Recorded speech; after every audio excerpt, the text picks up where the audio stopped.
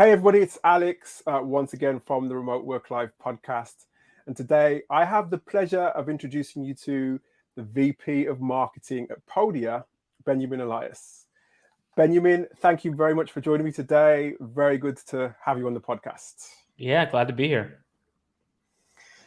I just knew I had to have Benyamin on the podcast today because, not only is Benyamin somebody who is knee deep and his whole career has been dedicated to marketing, but he's working as VP of marketing, as I said, with Podia, a remote business. So I'm always curious to know about career development, but also the I suppose to peek behind the curtain in terms of how different teams run and how different remote businesses run. So Benyamin, I'm really looking forward to hearing more from you about that as we go through the show. But first and foremost, just I guess tell us a bit about you. Just I guess a potted history of how you came to be with Podia.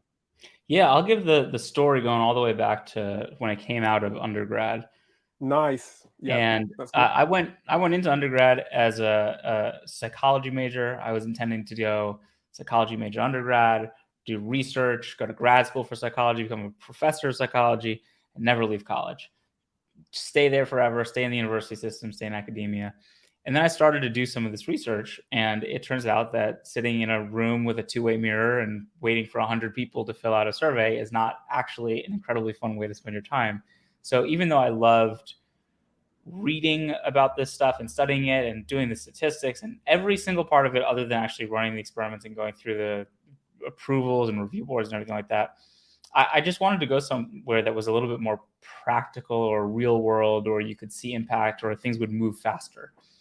And when I graduated, I was like, well, I have no skills that someone would pay me for.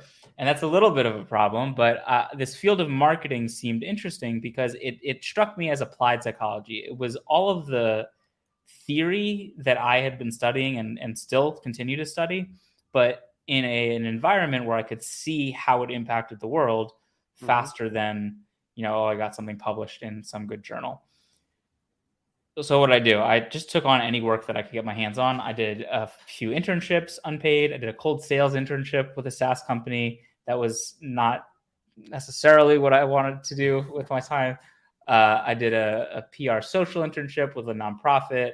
I wrote online. My first online writing was Ultimate Frisbee analysis for Ultiworld, the premier news source for Ultimate Frisbee. And gradually, in the 6 months or so after graduating, when I was taking on all this free work, and some of it paid a little bit. I got paid $20 an article, for example. As I took on that work, I built up a little bit of resume. I was able to get a full-time internship, $12 an hour at a marketing agency that focused on the life sciences. So that was my sort of was, hey, look, I have this experience that's extensive over the last 6 months. And I also have a psychology degree, which is sort of a life science, and I can sort of speak the same language. That was supposed to be a 3-month internship. A month or so into that, they brought me on full-time, and they said, we want you to do content marketing. And I said, what's content marketing? I had no idea. What was it? They said, oh, you can write. So that's something that we can have you do. I was like, all right, like everyone can write. Are you saying that I'm literate? We're all literate, right? I didn't appreciate that was a skill that was useful in the business world. But as soon as I got my foot in the door with that, I wanted to learn everything about it. So I started spending my free time and downtime between client projects just reading everything I could. I read, started with the usual suspects, the HubSpots and the Neil Patels of the world. And then I started to expand into people who were a little bit more thoughtful after that. And that led me to want to actually get my hands on it again. Like, this is sort of a theme, is I want to get my hands on stuff and play with it to figure out how it works.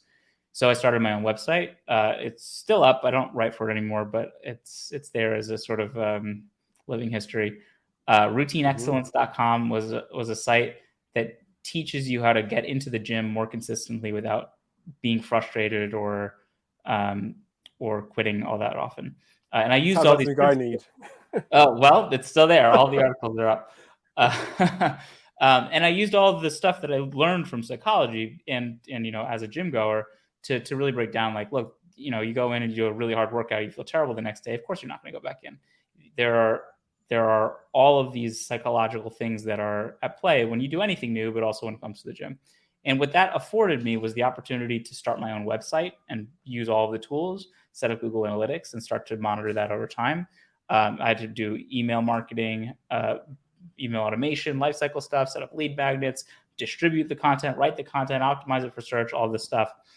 And I was fortunate that it sort of blew up right away. The first article blew up on Reddit and got 250,000 people. Wow. Yeah, a lot. Well, and 4 signups. So that was my immediate, I got to learn how to do forms better and, offer lead magnets and not have the form at the bottom of a 4,000 word article and, learn something that way. The next 2 articles also blew up on Reddit, and I picked up a few more signups now that I have my forms better. After that, I got my hands more into the search side of things, and I was really learning SEO, which is also what I was doing day to day at the agency for clients. And I eventually scaled that to 30,000 organic visitors a month, but before I took the job at ActiveCampaign. So ActiveCampaign was the big jump into the tech world. I knew that I wanted to go in-house from the agency. I thought that I probably wanted to go into tech. I really couldn't have anticipated at the time, knowing what I knew then, how much of a big jump that was going to be and how beneficial it was going to be, but it was great. I had used ActiveCampaign in one of my freelance projects, and I just learned that they were in Chicago, where I was, and that they were hiring for a content marketer to write for their blog. And so I looked at their blog. I was like, oh, well, I could do this. I already do all of this stuff for clients, and I wrote my own project, so I was able to I talked to someone who I knew who knew someone at ActiveCampaign to get sort of the lay of the land. I finally applied. I got the interview, and sort of the rest is history. I came in as an individual contributor to write 3 articles a week for the blog. And after about 8 months or so, I was promoted to manager and was able to hire someone. Another 9 or so months. Those numbers fuzz a little bit every time I tell the story. Was it 7 months? Was it 9 months? I don't know. After another 9 or so months, I was able to hire 3 more people for my team. And then in the 6 months after that, we went from 38,000 organic visitors to our blog to 119,000 visitors. And we had started when I got there at first at 8,000. So we went 8,000 to 119,000. Wow. At that point, stuff changed and more things started to come into my team. I had PR and social. I had some elements of product marketing. I had SEO come in. I did some forecasting. I managed all these various components. It sort of was, at a fast scaling company like ActiveCampaign that went from 200 to 1,000 while I was there. Mm-hmm. There were always more things to do than there were people to do them. And we were hiring constantly. You have to get to 1,000. But we would never hire all of the things we needed at once. So it was, Benjamin, you're going to go figure this part out for now. We will eventually hire someone. We hired a VP of corporate marketing. But until we do that, you have to figure this out. And that's, when a lot of different components of marketing started to come under my umbrella. So I was promoted to director of content. And then eventually, as all of these different things meant that I wasn't really doing as much content, I was promoted to director of growth. I then jumped over to Podia a little under 2 years ago, and as director of growth, and then was promoted to VP of marketing, leading the marketing team at the beginning of this year. Nice. Tell us then a bit about Podia, because like you said, you've been here for a couple of years now. It seems everywhere you've got, in fact, your career is like this. It's basically on an upward trajectory, and much the same with Podia. So you started, if I remember rightly, as or you've worked your way up from director of growth. Now you're VP of marketing. Tell us a bit about Podia then, and how that's all evolved. Yeah, Podia is a platform that gives independent business owners and online creators everything they need to run their business online. So you can start your website, you can run an online community, you can sell digital products, you can sell online courses, you can run coaching sessions, you can host webinars, all of that you can run in one platform. And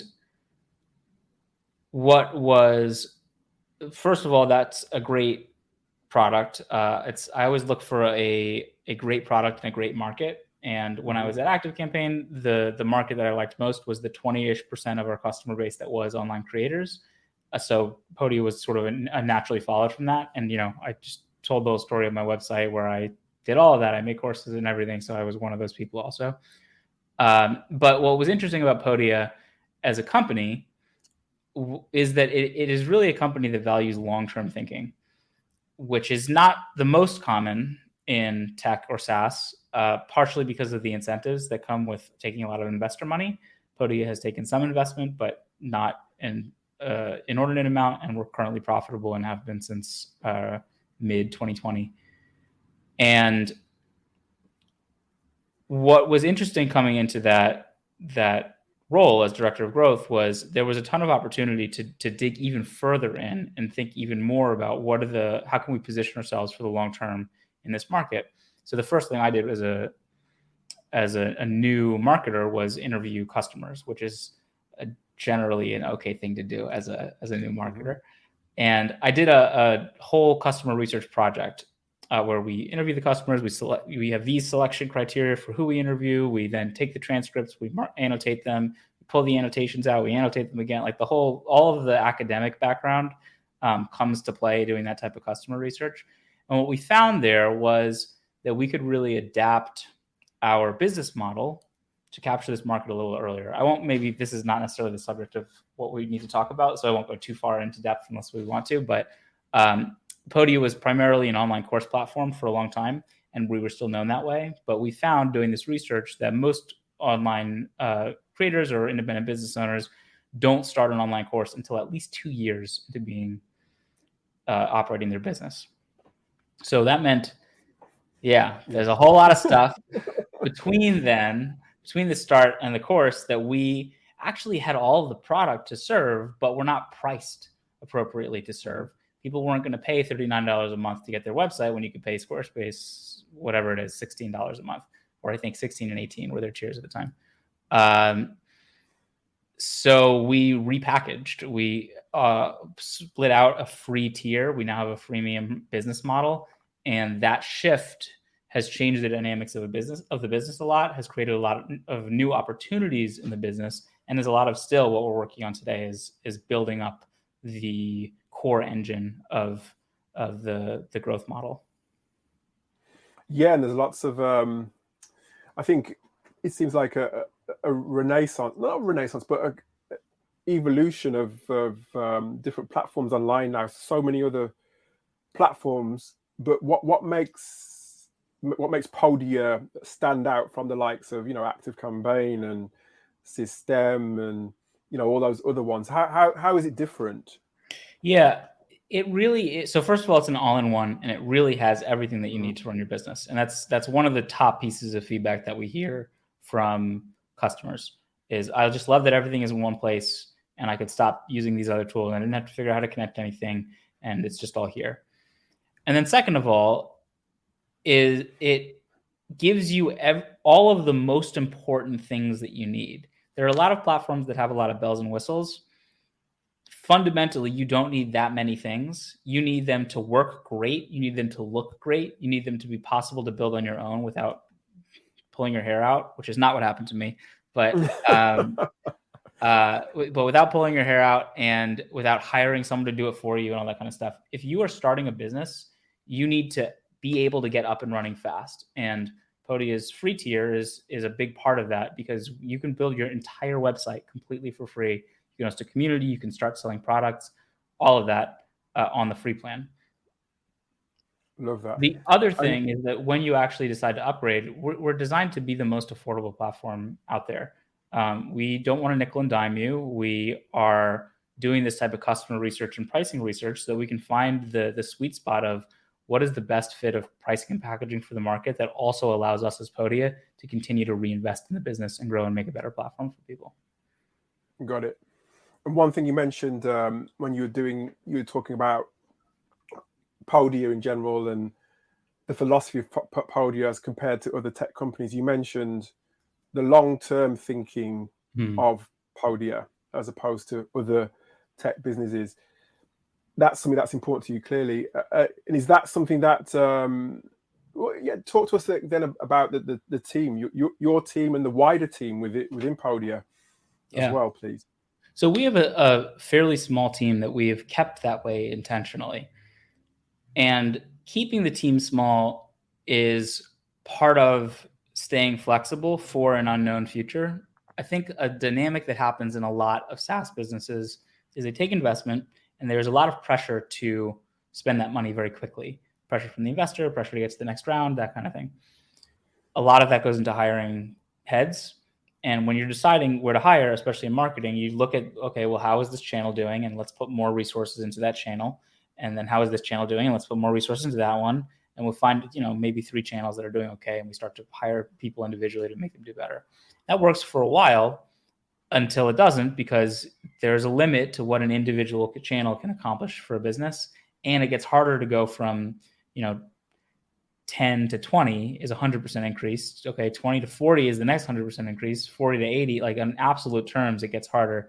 And when you're going from 100,000 to 200,000, well, you're just not going to using the same approach that you've taken. And what a lot of businesses run into is, oh, we have grown, and that's good, but we've done it by resourcing individual channels. And we don't actually know how this business grows. We just know how to invest in channels. So we have stalled, and now we're panicking because we're not hitting the targets that we thought we could hit. And also, we have too many people.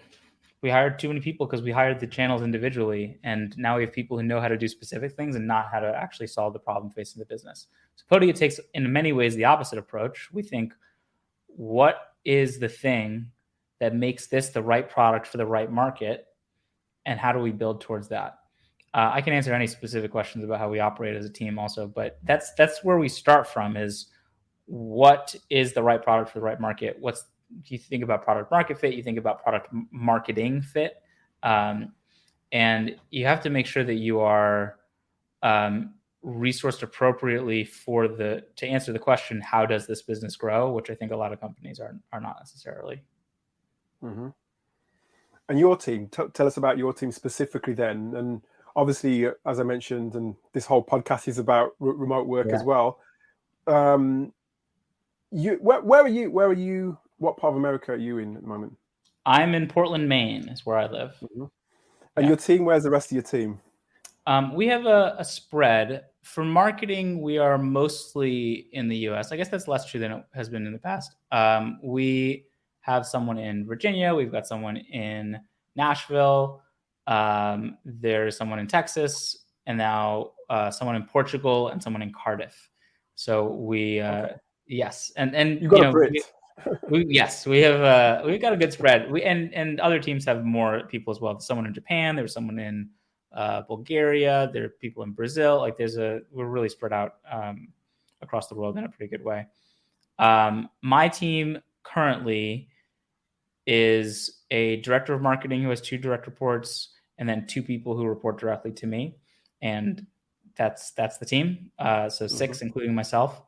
And again, like I said, we try to keep it tight. Our principles of marketing have to do with going for high upside and looking for these high leverage opportunities where we don't necessarily have to spend a lot, and we don't necessarily have to, again, pull our hair out trying to accomplish something.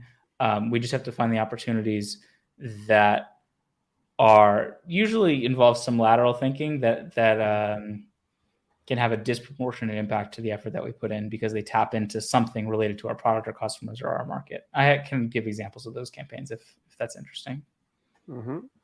And just on the continue this tack with the team and well, in fact, you actually, let's talk a bit more about you, Benjamin, because again, remote team distributed across the world, Europe, North America. You mentioned Asia as well, I think. Was remote work a deliberate choice for you? It was not. It was a pandemic-driven choice initially. when in like July of 2020, ActiveCampaign announced that it was going to go fully remote, and that led me ultimately to move from Chicago to Maine in November of 2020. And when I jumped to Podia, another thing that was appealing is that Podia had always been remote before the pandemic as well. So I was like, oh, they're going to be better at it. And, not try to use meetings to solve everything, and have solved for some of the prioritization challenges that come and the communication things. So it was not a deliberate choice, but it is a choice that I do not see myself changing from. Yeah. So you wouldn't revert back to the office life now? No, it's not commuting is the first really big thing. You just get so much time back. And then the ability to sort of float around in your space without necessarily like having to look busy is very helpful, where like I can get up, spend 5 minutes on an exercise bike if I need to like slap myself awake a little bit. I can go play piano for 5 minutes. I can work for a while here and then go to the gym a little bit early and then work when I get back, right, in the evening, or like float around like that. And we have a lot of flexibility across our teams. I would say I probably stick fairly closely to the 9 to 5 schedule, but we have folks who are able to spend time with their kids and take them to things between whatever noon and 2, and they come back on later online to get some other stuff done. So we have that level of flexibility here that is, as long as we're performing well as a team, and as long as we'd say our trust battery is high, which it tends to be with the people who work here, we can take advantage of what remote work offers above working in an office. Got it. And in terms of the tech as well, I mean, obviously you mentioned you've been in tech companies, you've been in ActiveCampaign, you're in Podia at the moment. Was tech for you, because I know you mentioned the psychology element of what you do, although there are some marketers out there, or a lot of marketers that use psychology, might be said, to persuade people to do certain things. But did you ever see yourself in tech, or again, was that just was it planned happenstance, or just luck?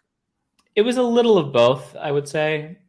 I definitely, when I was making the jump from the agency, was thinking about tech.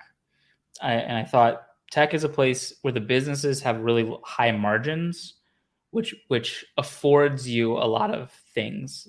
You get paid better than in most other industries, and then B, you have a lot of room to experiment with stuff because there's just more. You just have more resources. You have a product that scales not with zero marginal cost, as we sometimes like to say, but with minimal marginal costs, and that means that there's a lot to reinvest back into the business, and you have the opportunity to have massive growth that in a way that just does not really exist in other industries. There are some examples here and there, but they are sort of the exceptions that prove the rule.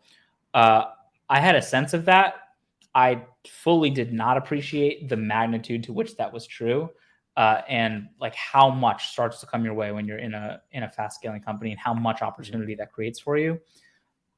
It definitely was, just from a salary jump perspective, was appealing at the time. And I knew that I didn't want to be in the agency anymore, but I will not pretend that I was like that I knew everything about tech that made it a great place to build a career.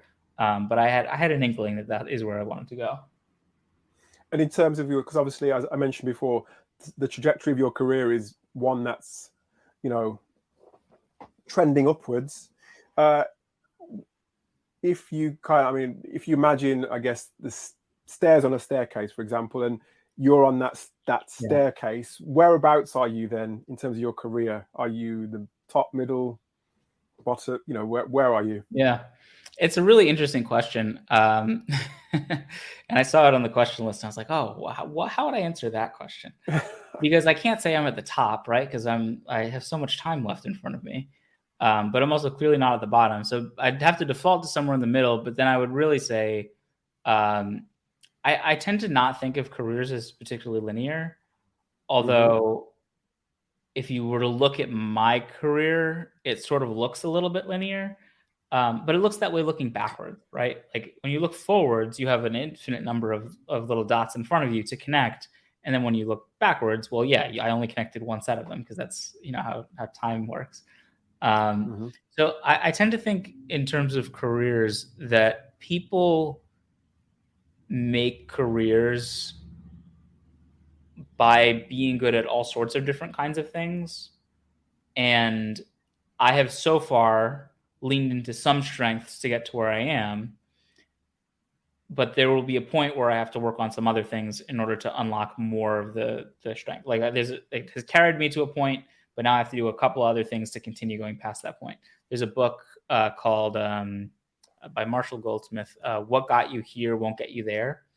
And it is specifically for managers who have risen because they are great individual contributors, but now they have sort of stagnated a little bit because of these 20 reasons that he lays out. And the book is fine. The title is really the thing that grabs you. And I think if we're thinking management specifically, like there are a lot of reasons that people initially succeed at management. Some people succeed, like I said, because they're incredible individual contributors. Some people lead by their own example and pull their team up that way. Some people index very strongly on managing their direct reports and being very empathetic. And people rise to a certain, quote, level on the staircase using those various skills, but then to continue past them, they have to develop some of the other skills. So that's sort of how I think about that is I've risen to a certain point on the staircase using the skill set or the dispositions that I have. If I want to continue rising or jump to another stair or, you know, choose something else in my career, I may have to develop some of the other areas. I noticed that careers are something that that you do talk about, and particularly you talk about soft skills. And I'm interested actually because, as you mentioned, you didn't necessarily plan to be a remote manager, but clearly you're doing a good job. What do you think has put you? What I said, not skills, or what generally do you think has helped you to be the manager you are? I tend to give this answer that not everyone thinks is a good answer. If I am good at a thing, I think it's this. And it's not like intelligence or working harder or any of those types of things. It is that I am pretty good at changing my mind. And in a space, especially marketing, where there's a lot of orthodoxy about this is how the world works. This is how it should be. This is what you must do or else you're stupid. There are these rules that when you dig into them and you like start to look at the evidence, you're like, wait, but is it? And maybe it is, but is it always, or is it in this way and not this way? And one of the things that I always try to keep in mind, and I'm always trying to do, is update my model of how the world works. So that to me is the sort of underlying thing that applies to a lot of the work that I do. And how it has helped me is that it helps me run towards the most important problem that a business is facing. A trend that I see a lot, especially in new managers, is if I ask a new manager, what do you think the most important thing that the business could focus on right now? The answer is almost universally, it's the thing that I'm good at. I'm the content manager, so it's content. I'm the ads manager, so it's paid. You know, I'm the lifecycle manager, so it's lifecycle. That tends to be the approach that people take.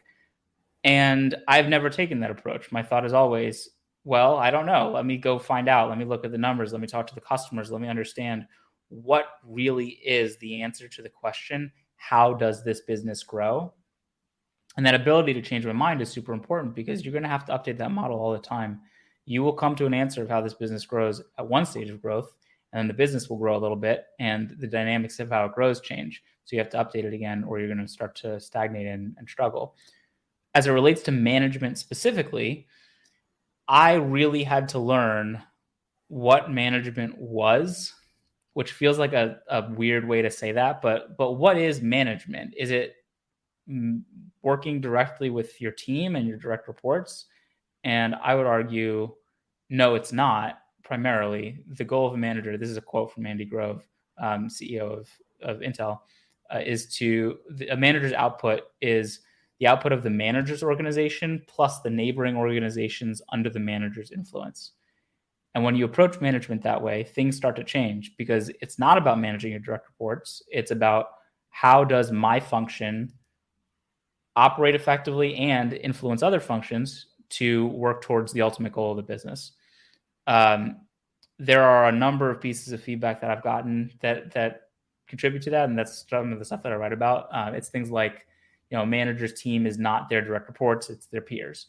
That's an insight that, when I learned it, was like, oh, light bulb, earth-shattering, and I had to be able to change my worldview in order to accept that and start to meaningfully incorporate it into my day-to-day life. So that's what I would answer, is that I think my strength personally is that I am always looking for the prevailing evidence-backed perspective in any given arena that I'm looking at. And the ability to update my model of how the world works lets me come into a situation and try to identify, these are the really most important things that we need to focus on in order to be successful. Right. And your team, you say you work, say 9 to 5. You work, your core hours. But how do you manage your team? Is it? Are you normally async? Are you sync? How is it? How do you do all of that? Yeah, we're mostly async. We have a weekly team meeting that is the whole marketing team, and I have one-on-ones with my immediate direct reports that are weekly, as well as a monthly with the people that do not report directly to me. We have a few different systems that we have in place to keep things running smoothly. The main thing that I try to think about in terms of managing my team is, how do I build the capacity for self-organization? Mm-hmm. Because I could come up, and I did early in my career, I could come up with the best spreadsheet or Airtable or Asana or whatever tool, system, process, intake forms, checklists, all of these things. But if the goal that we're working towards changes, which it will in a high growth situation, all of that stuff is no longer the right fit for working towards that goal. And we've started to introduce now bureaucracy that has us spending a lot of time on stuff that only serves the internal team and doesn't actually serve the customer. So if I can build the capacity for self-organization, my team can identify how they need to work in order to achieve the objective that we are trying to achieve at the moment. I sometimes will talk about the hit by a bus test. If I got hit by a bus, what would happen to the team? If they fall apart immediately, that is a problem. And it means that I'm not doing a good job as a manager, because I'm holding too many threads. And ultimately, it means that we are probably operating as one brain and 6 bodies instead of 6 brains and 6 bodies. And as much as possible, you want to be using all 6 brains, or all the brains that you have on your team to be solving the problems. The hit by a bus test, I think, is useful because, well, first of all, can you go on vacation? Because if you can't, you have sort of an issue also, and you probably want to go on vacation. But it's an interesting test because, say I survive the bus, hopefully. Hope you don't get hit by a bus, by the way. Hopefully I don't get hit by a bus. Portland, Maine does not have that many buses to get hit by, fortunately. But say I survive the bus. Can they operate for 3 months, 6 months? At what point does the performance start to trail off? There will be a trail off because I have a job for a reason, right? But when it comes to the day-to-day operation of things, my input should not be strictly necessary or strictly a blocker for the team to operate. And when I think about that and how it interacts with remote work, well, it's really important, right? Because I can't have people sitting around not doing anything because there's, the process hasn't said that it's their turn to jump in.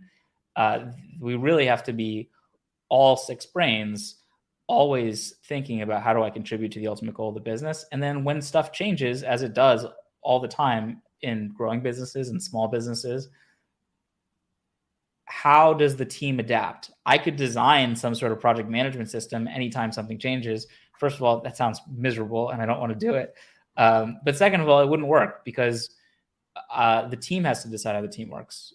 I can try to impose a structure on something, but it's like putting a square peg in a round hole, right? Like let's have the way that we work, the mix of asynchronous and synchronous, and how we manage the asynchronous and how we manage individual tasks versus even identifying what the high priority tasks are, be something that emerges out of what the team is already doing. So it's a very natural evolution from the places that we tend to go.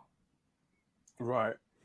And in terms of, I mean, the way you work as well, I mean, I know every remote worker has their own unique way of working and place of working. Where do you feel as though you work best, and how? I tend to split my time between this desk that I'm sitting at, between my armchair that I have in my living room, and a heating pad that I lie on the floor. Nice. So I have, I will tend to do my best thinking in the armchair or on the heating pad. And when I'm executing stuff, it will tend to be here. When I am thinking, I tend to do that via writing. So I open just a document, and there are a few ways that I go about it. But one thing that I've done is I'm thinking through a problem. My rule for the next 10 minutes is that I am not allowed to stop typing. I have to think, just put everything that I can think about the problem. And if I stop typing, whatever, I start to type my internal monologue until it starts to get back onto track with something. This is a trick from, I think it's Morning Pages. It's Julia Cameron or something like that. That comes out of like writing and creativity in that kind of world. But it was useful to me there. So I was like, let me try to apply it here. And it really does help me just bust through sort of when you're thinking about it in your head, you run into these little loops. Like, okay, well, I have to do this. Well, I can't do this because of that, but I have to do this, but I can't do this because of that, but I have to do this. And writing it all down starts to be, okay, I got to find some third way to do it or some way to get around the barrier. But yeah, that's where I tend to split my time between those three places. Got it. Yeah, I mean, I have 2 or 3 different places myself. And it's funny, when I look back on my time working in an office, I think to myself, because I also, when I'm working, I require times where I need to have that focus time, and don't necessarily, I put that in my calendar so everybody knows that I'm focusing.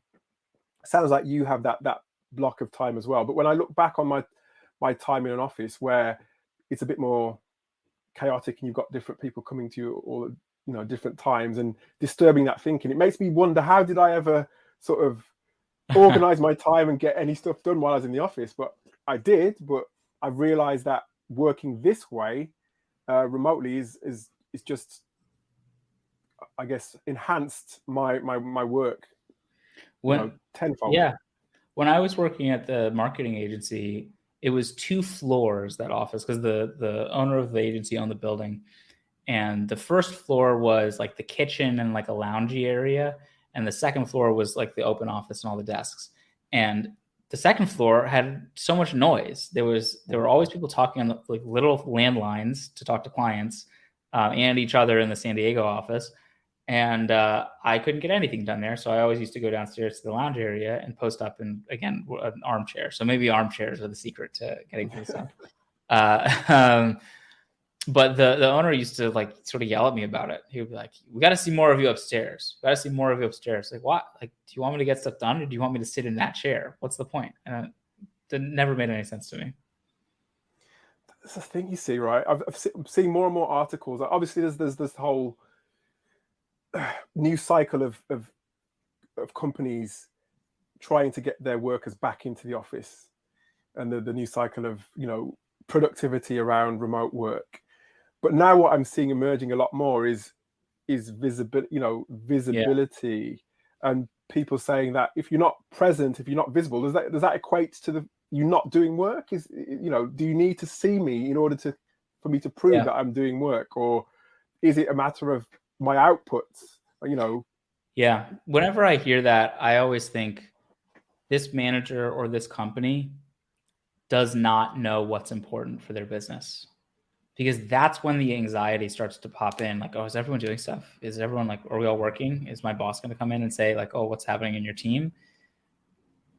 if you know how the business grows and how you contribute to how the business grows, are you really going to worry about that stuff? Maybe some people will. Maybe I'm not giving some companies enough credit in terms of how negatively they treat people. But that is what I hear typically is, like my boss just wants me to do all this stuff, or here are my deliverables, right? And it's not about what is the aim or where does this fit into the bigger picture. Because if it were about that, I think it would be a lot easier to let go of the of the micromanagement and things like that. Again, if the way my team is measured is by output of the neighboring organizations towards the ultimate goal of the business, who cares when they're getting it done? But if that's not how it's measured, then maybe it does matter a lot to me as a manager to maintain my position and maintain my status and my authority and my standing in the company.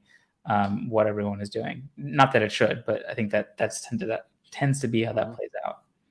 Mm-hmm. And that's the thing. In the hiring process, you're having to look out for people that can align with what you're trying to achieve, and because not this way of working, I guess, doesn't suit everybody, and you get people who perhaps can't deal with the fact that you giving them that leeway to do their thing, as long as they're doing what you're trying to get them to do. And I suppose my next question is how do you identify those people then in your processes to how do you hire? How do you do that? As best I can. No, I have no answer. It is hard, and it's the type of thing that I want to be careful about saying like, oh, I'm so good at this, because everyone thinks that they're good at hiring, and the research suggests that it's not necessarily true. There are some things we do and some qualities we look for that I think give us a higher hit rate than most companies. But it is certainly not 100% hit rate, and I've made plenty of hiring mistakes, Podi at Active Campaign in the past. What we think about. So first of all is our hiring process. We only open roles when we have a clear understanding of where they fit into the business, which is also something that not a lot of business or that a lot of SaaS businesses don't do because they have a lot of investment to spend. We have a hiring process that combines an interview, a series of interviews, and a paid test project. The research suggests that test projects are more predictive of people's performance when they come into roles. Now, coming up with those test projects sometimes requires some creativity, especially for more senior roles when you're not going to ask them to like write an article or something like that. But it is still, we get a better data point because we know that it is a thing that the person has accomplished on their own. Our application process has a series of questions that change from role to role, where we're trying to assess some of the qualities that we look for in candidates, which I'll talk about in just a moment. So that's the first thing from a basic structural level, is we know that interviews are not the most predictive of job performance, but you can improve their predictive power if you include a sample product as well. Beyond that, there is not a ton of evidence-backed there aren't a ton of evidence-backed ways to improve your hiring, but here's the stuff that we look for when we are looking at these candidates, especially senior candidates.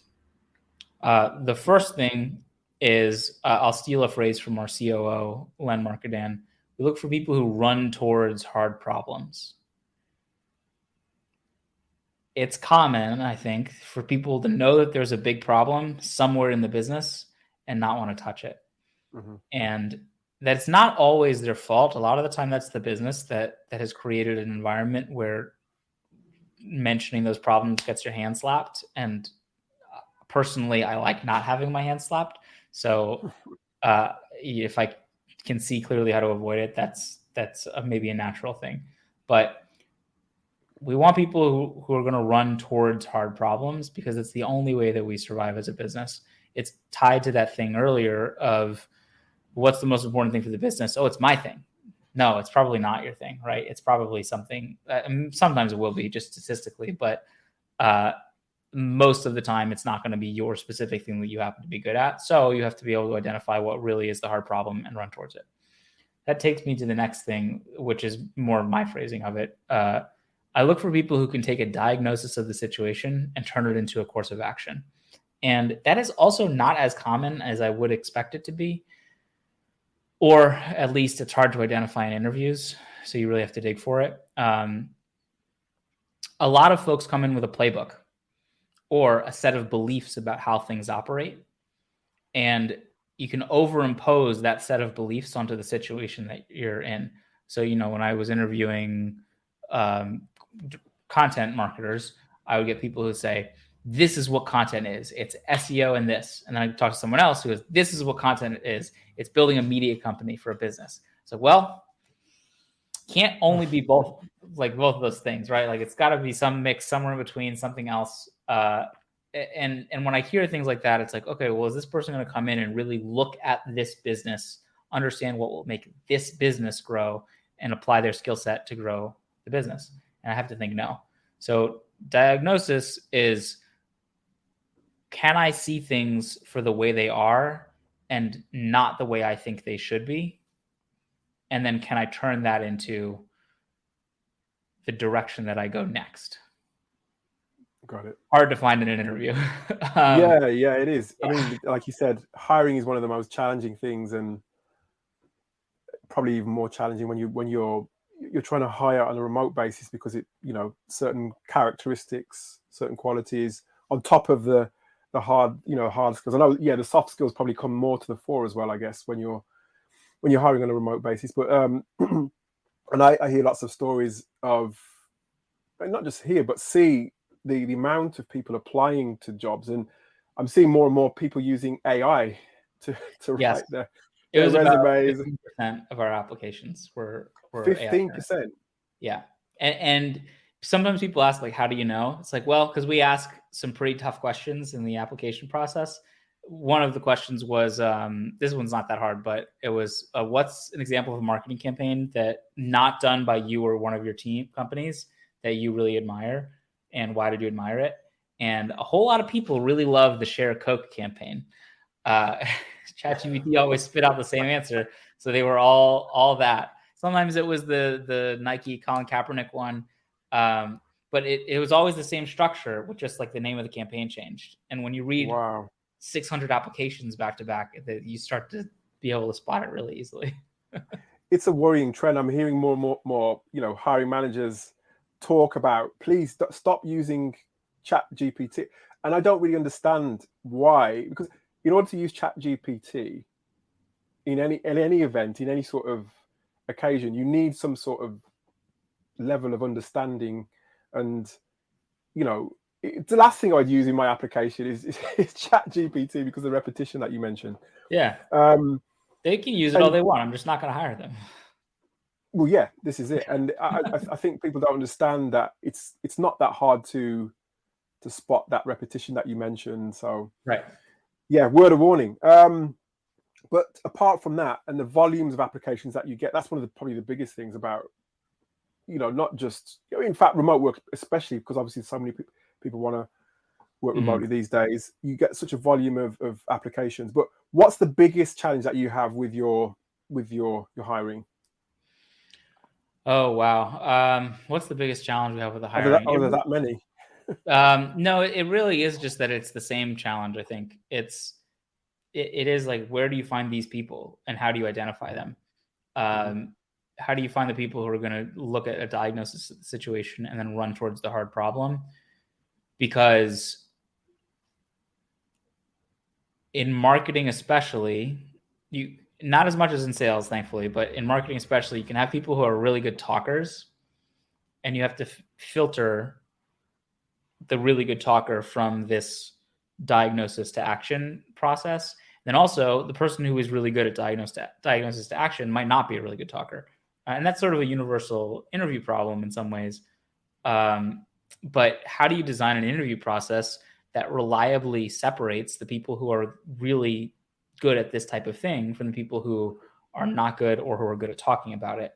And we lean on our test projects for that a lot, and we lean on our applications for that a lot, because it gives us an opportunity to have the candidates produce original thought and then have us look at that original thought.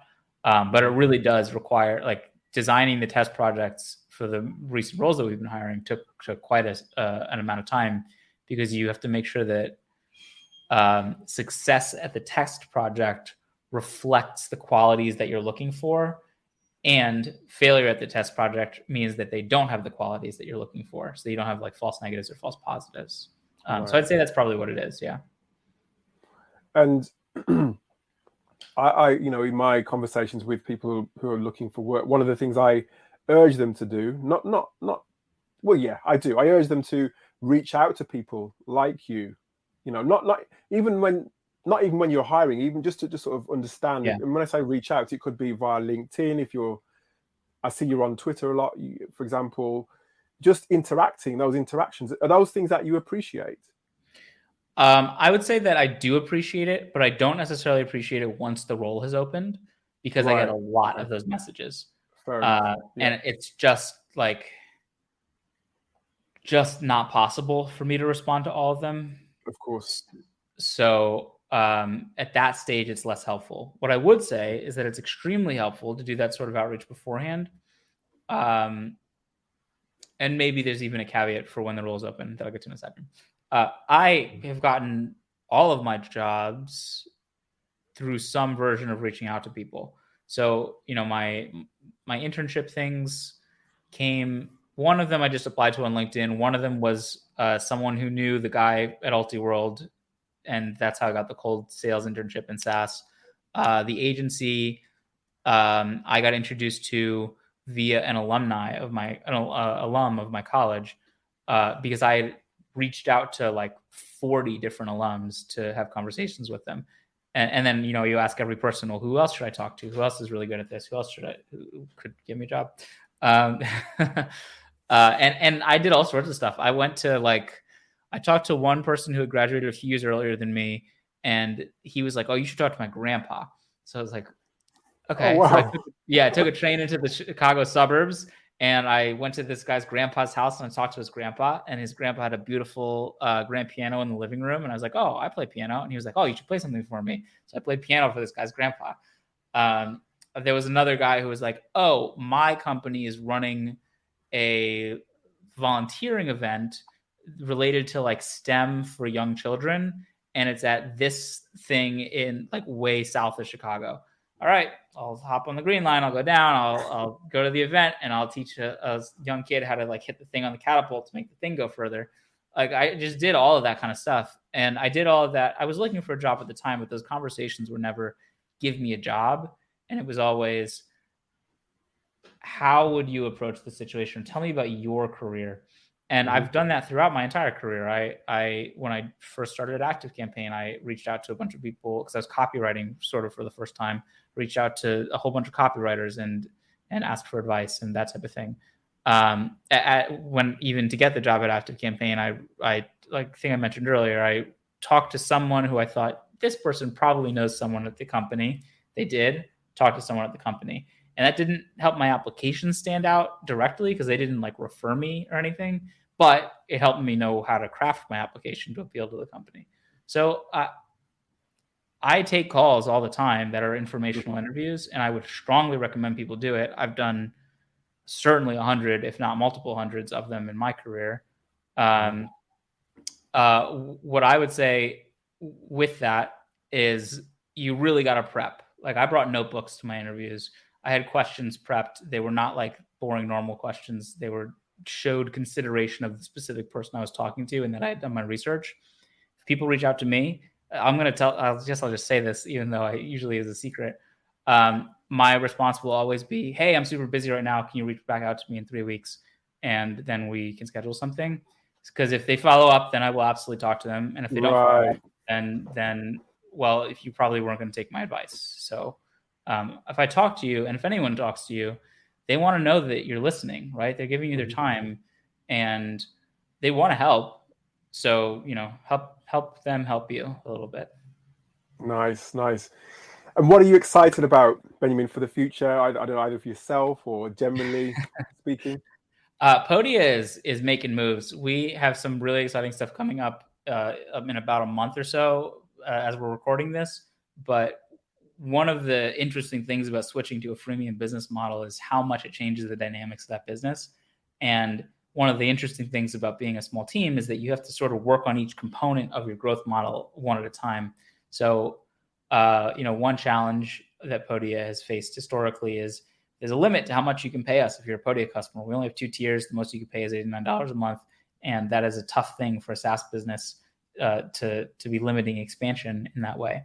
So that's a piece of the growth model that we have to build, is our expansion engine and the ability to pay us more, but ultimately in service of the customer and the platform.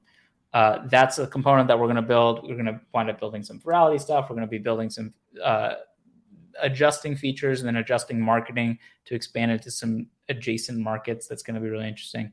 It's just such a fun. We get to see people make their first dollar online every single day. We have just we have a Slack channel called Podia Love. We just see people who are constantly talking about how much our platform affects them and their business. And that makes it real easy to get up and go to work in the morning. Well, one thing's for sure, I'll be looking out for what you'll be doing with Podia and Podia as well. It's been really interesting to speak with you. I've got so many more questions, but we're out of time. But I want to wish you all the best, Benyamin. And as I said, I'll be keeping in contact or keeping an eye on what you're doing for the future. Yeah, great to chat. Thanks for having me. Anytime.